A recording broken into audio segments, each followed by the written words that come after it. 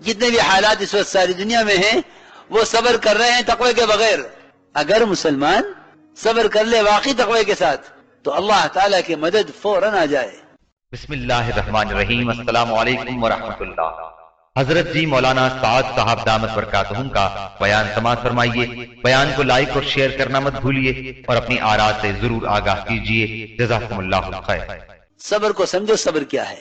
کہ صبر کہتے ہیں حکم پر جمنا حالات کے مقابلے میں محض تکلیف پر صبر کر لینا. اس صبر کرنے سے کبھی مدد نہ آئے گی اور کبھی حالات درست نہیں ہوں گے. دیکھو میری بات یاد رکھنا, جو حالات گناہوں کی وجہ سے آتے ہیں وہ صبر کرنے سے ختم نہیں ہوتے. جو حالات گناہوں کی وجہ سے آئیں گے وہ صبر کرنے سے ختم نہیں ہوں گے. لوگ حالات کا مقابلہ صبر سے کر رہے ہیں. نہیں, صبر کرنے سے حالات کبھی درست نہ ہوں گے, کیونکہ حالات ہیں گناہوں کی وجہ سے. جو حالات گناہوں کی وجہ سے آئیں گے وہ صبر سے درست نہ ہوں گے. کہ یہ صبر تو جہنم تک لے جاوے گا. اللہ تعالیٰ جہنم سے فرمائیں گے اصبروا او لا تصبروا سواء علیکم انما تجزون ما کنتم تعملون, کہ تم صبر کرو یا نہ کرو برابر ہے تمہارے لیے, کیونکہ تمہیں جہنم میں تمہارے کیے کا بدلہ مل رہا ہے. اس لیے میرے دوستو عزیزو, صبر اور شکر کو سمجھنا چاہیے. پہلی بات تو یہ ہے کہ اللہ رب العزت نے قرآن میں صبر کو تقوی کے ساتھ بیان کیا ہے. جہاں بھی صبر ہے تقوی کے ساتھ ہے. انہ من یتق ویصبر وان تصبروا وتتقوا, جگہ جگہ دیکھو گے کہ صبر ہے تقوی کے ساتھ. ہم صبر کر رہے ہیں تقوی کے بغیر. ساری دنیا کے مسلمان جتنے بھی حالات اس وقت ساری دنیا میں ہیں وہ صبر کر رہے ہیں تقوی کے بغیر. اگر مسلمان صبر کر لے واقعی تقوی کے ساتھ تو اللہ تعالیٰ کی مدد فوراً آ جائے. اللہ تعالیٰ صبر و تقوی جمع کرنے والوں کے عمل کو کبھی ضائع نہیں کرتے. قرآن کی آیت کا ترجمہ ہے, یوسف علیہ السلام نے صبر تقوی دونوں کو جمع کیا ہے. اللہ تعالیٰ نے ان کے صبر و تقوی پر ہر تنگی سے ان کو نکالا.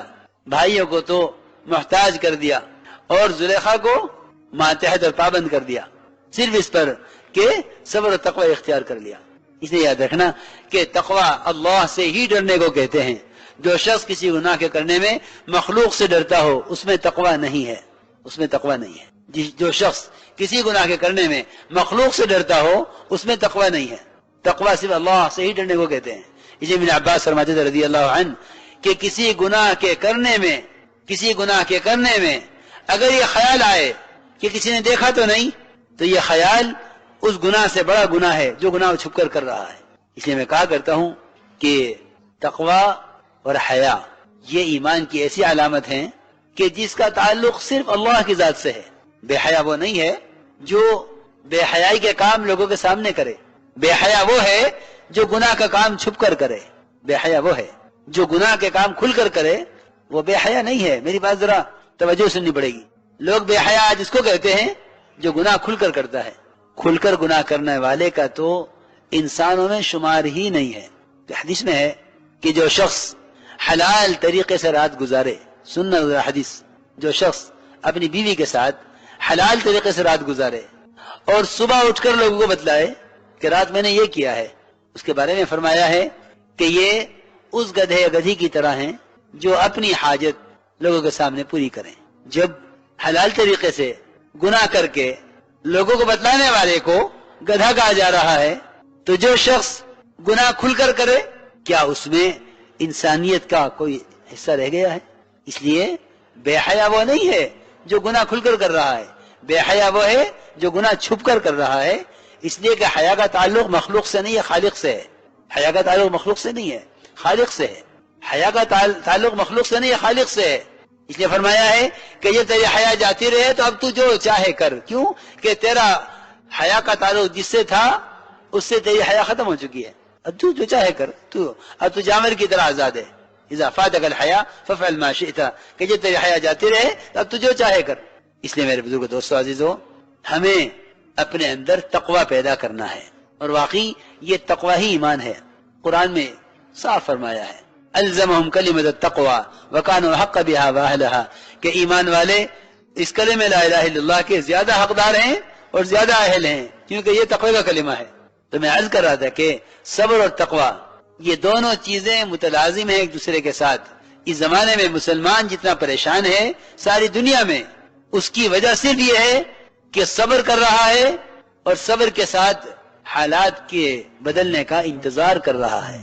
کچھ وہ ہیں جو کہتے ہیں حکومت بدلے گی تو ملک کے حالات بدلیں گے. دیکھو میری بات یاد رکھنا، حالات کا تعلق احکام سے ہے، حکام سے نہیں ہے۔ حالات کا تعلق احکام سے ہے، حکام سے کوئی تعلق نہیں ہے۔ حکام سے حالات عالم کا کوئی تعلق نہیں ہے۔ ہاں وہ حکام جو ایسے تقوی اور عبادت والے تھے کہ اگر حاکم کی نیت بدلتی تو اس کا اثر اس کی بادشاہت پر نہیں، اس کی فوج پر نہیں، بلکہ اس کے ملک میں کسی باغ کے کسی ایک پھل کے رس پر اس کی نیت کا اثر پڑتا۔ اور ایسے ایمان والے تھے مالی کہ اس نے انار نچوڑتے ہی کہہ دیا کہ ایسا معلوم ہوتا ہے کہ حاکم کی نیت بدل گئی ہے۔ وہ تھے تقوی والے۔ اس لیے میرے دوستو عزیزو، یہ بات یاد رکھنا کہ حکام کے بدلنے سے حالات نہیں بدلتے، حکام کے بدلنے سے حالات نہیں بدلتے۔ یہ لوگ منتظر رہتے ہیں کہ حکومت بدلے گی حالات بدلیں گے، نہیں، حکام کے بدلنے سے حالات کبھی نہیں بدلیں گے، اس لیے کہ حالات عالم کا تعلق براہ راست مومن کے بدن سے نکلنے والے اعمال سے براہ راست ہے، بلا کسی کی شرکت کے۔ اس میں کسی کو کوئی دخل ہی نہیں ہے۔ حال ہر بندے کا اللہ تعالی کی طرف سے براہ راست متعلق ہے، پبلک سے اس کا کوئی تعلق نہیں ہے۔ ہر ایک کا معاملہ اللہ کے ساتھ براہ راست ہے۔ اس لیے یہ بات یاد رکھو کہ حالات صبر و تقوی سے بدلیں گے۔ اور اگر میں کہا کرتا ہوں کہ اگر سارے چور مل کر اور سارے مجرم مل کر بد دعا کریں ستانے والوں کے لیے تو میں سمجھتا ہوں کوئی عذاب غیروں پر آنے والا نہیں ہے۔ دیکھو، بد دعاؤں کی قبولیت کے لیے بھی تقوی اور دعوت شرط ہے، اور بلکہ سب سے بڑی شرط یہ ہے کہ اگر تمہیں غیروں کے لیے بد دعائیں کرنی ہیں تو تمہارے دلوں میں ان کی ہدایت اور نجات کے سوا ذرے کے برابر بھی کوئی اور ارادہ نہ ہو، تو اللہ تعالیٰ تمہاری دعاؤں کو غیروں کے راستے سے ہٹنے کے حق میں قبول فرما لیں گے۔ اور اگر ان کی ہدایت کی تمنا نہیں ہے تو میں دعوے سے کہتا ہوں کہ کوئی بد دعا قبول ہونے والی نہیں ہے۔ اس کے لیے دو شرطیں ہیں۔ پہلی شرط یہ ہے کہ پوری طرح غیروں کے طریقوں سے اپنے آپ کو 100% الگ کر لیا جائے، اور اپنے دل سے ہر سبب اور شکل اور غیروں کے اسباب اور ان کے مادی نقشوں کا یقین اور ان کی چاہت دلوں سے بالکل نکال دی جائے، اور دل میں کچھ نہ ہو سوائے غیروں کی ہدایت کے۔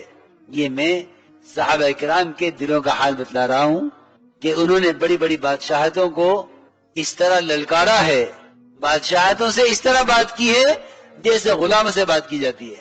بادشاہ اپنے سرداروں سے کہہ رہے ہیں کہ یہ فقیر یہ میرے ملک کے نیچے سے زمین چھین کر لے گیا ہے۔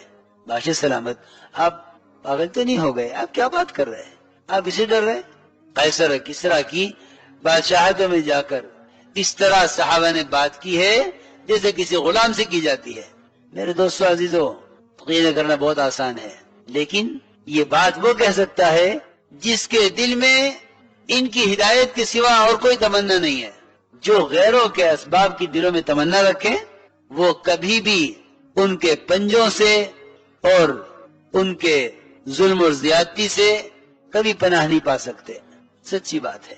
اس لیے کہ حضرت سماتے تھے کہ ہمارا حال یہ ہے کہ جس شاخ پر بیٹھے ہیں اسی کو کاٹ رہے ہیں۔ ان کی سی تجارتیں چاہیے، ان کے سے معاملات چاہیے، ان کی سی شکلیں، ان کی سی شادیاں چاہیے، ان کے سے لباس اور ان کے سے کاروبار چاہیے، سب کچھ ان کا چاہیے، اور پھر ان کی ہدایت بھی چاہیے اور ان کی ہلاکت بھی چاہیے۔ میرے دوستو عزیزو، ان ضدوں کا اجتماع کرنا یہ فضول کام ہے۔ یہ اجتماع ضدان کبھی کسی نتیجے پر پہنچانے والا نہیں ہے۔ صحابہ کرام کے غالب آنے کی صرف شرط ہی یہی تھی کہ وہ غیروں سے کچھ نہیں چاہتے تھے سوائے ان کی ہدایت کے، اور ان کے طریقوں سے اپنے آپ کو اتنا دور کیا ہوا تھا کہ آپ ہمارے صحابہ سے کہ تم غیروں کے طریقوں سے اتنے دور ہو کر رہو کہ وہ لا تترا ناراہما، آگ دور سے نظر آتی ہے۔ آپ نے مثال دے کے فرمایا کہ تم اتنے دور رہو ان کے طریقوں سے، ان کی آگ بھی تمہیں نظر نہ آوے، اتنے دور رہو غیروں کے طریقوں سے۔ کیونکہ یاد رکھنا، امت کی کامیابی اور غلبے کا جو واحد سبب ہے وہ صرف اور صرف سنتوں کا اہتمام ہے، صرف سنتوں کا اہتمام ہے۔ اور اس مسلمان کے غیروں سے امتیاز کا کوئی سبب ہی نہیں ہے سوائے اتباع سنت کے۔ مسلمان کا امتیاز ہی اتباع سنت ہے، اس کے علاوہ مسلمان کے امتیاز کی کوئی شکل ہی نہیں ہے۔